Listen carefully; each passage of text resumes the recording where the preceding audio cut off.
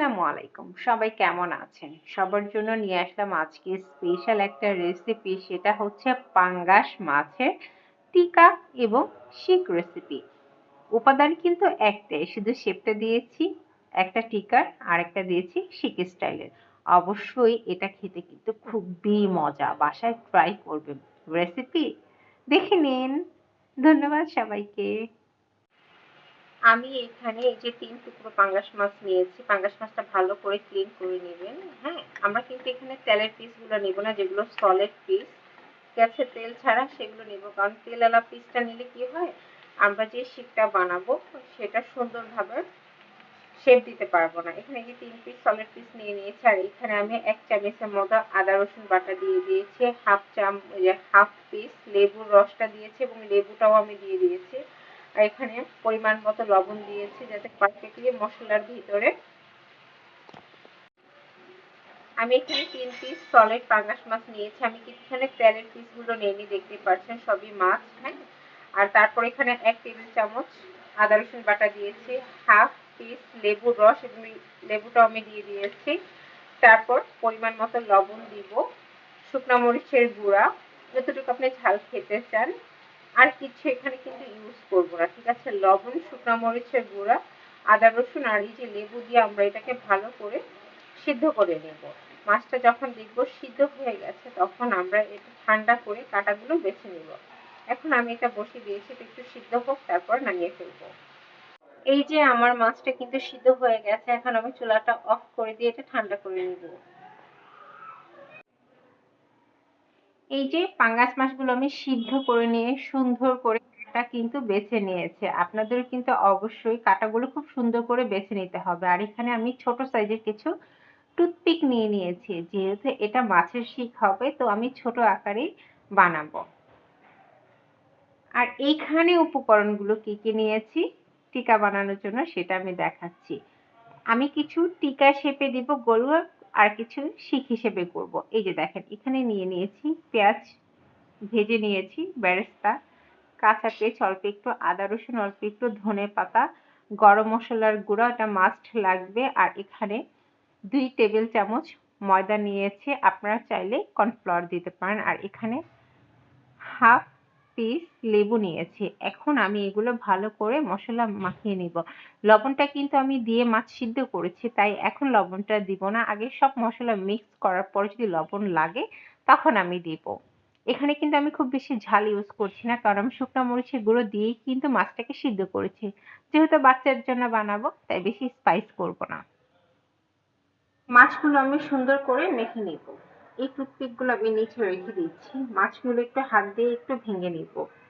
পাঙ্গাস মাছ কিন্তু বাচ্চাদের জন্য খুবই ভালো। অবশ্যই আপনারা তেলটা স্কিপ করবেন, কারণ তেলটা যখন এখানে বেশি থাকবে তখন আমরা যে শেপগুলো দিব সেগুলো কিন্তু হবে না, ভেঙে যাবে।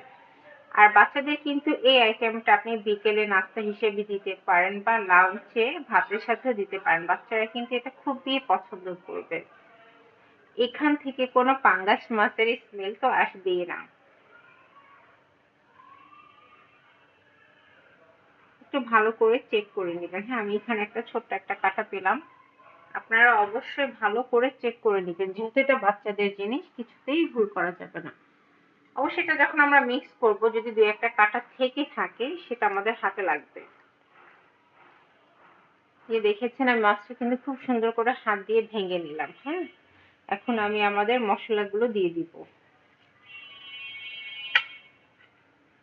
ফার্স্টে দিয়ে দিব কাঁচা পেঁয়াজটা, তারপর দিয়ে দিলাম বেরেস্তা করা পেঁয়াজটা, আদা রসুন বাটা,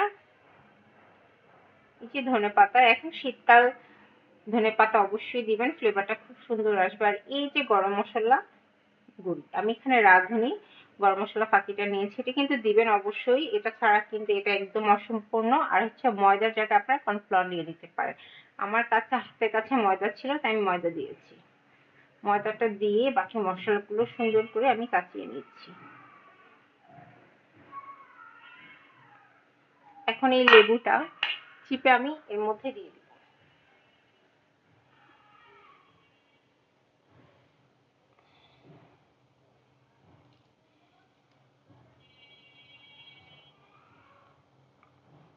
এখন সুন্দর করে আমরা এই মাছের সাথে এই বাকি উপকরণগুলো মিক্স করে নেব।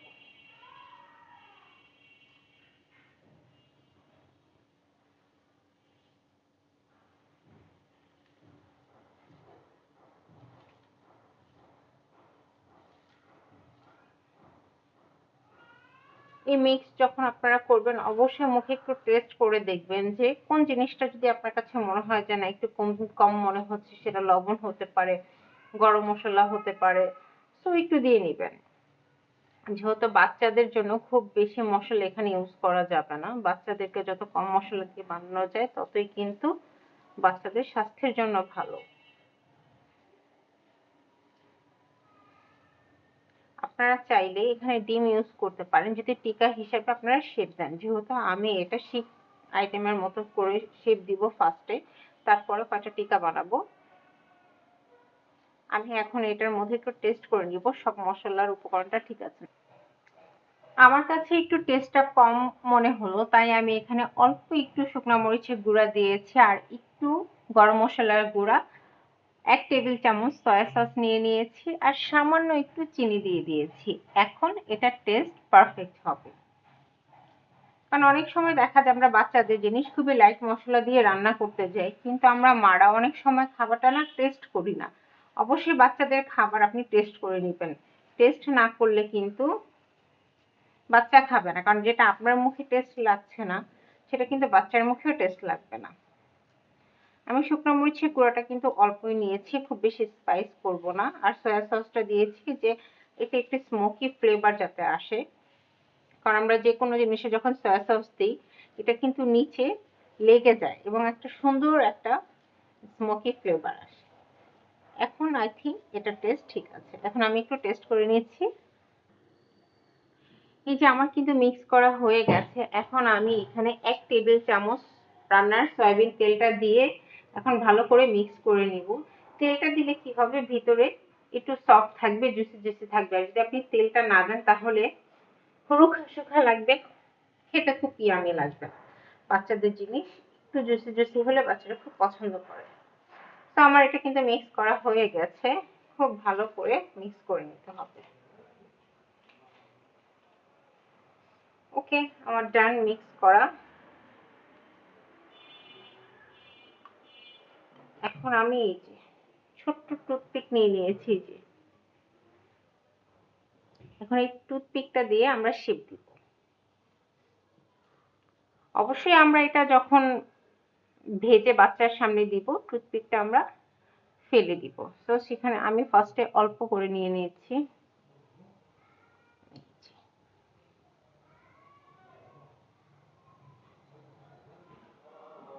আমার আরেকটু কম দিতে হবে। হ্যাঁ, একটু কম দিয়ে নিলে সুন্দর করে এটা সেট হবে। এটা কিন্তু আমরা আগে এখন বানিয়ে নরমাল ফ্রিজে আধা ঘন্টার জন্য রেখে দিব। চেপে চেপে সুন্দর করে আপনাকে শেপটা আনতে হবে।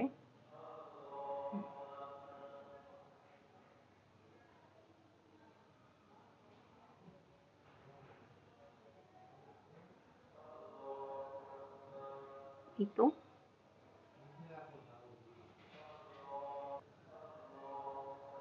এই যে আমি বানিয়ে নিলাম।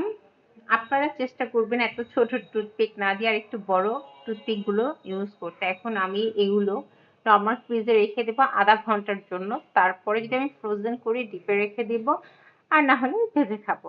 এখন এটা গেল আমার শিক স্টাইল। এখন আমি বানাবো টিকা স্টাইলে, কয়টা ভেজে রেখে দেবো। টিকা নরমালি আমরা সবাই গোল গোল শেপ দিতে পারি। সো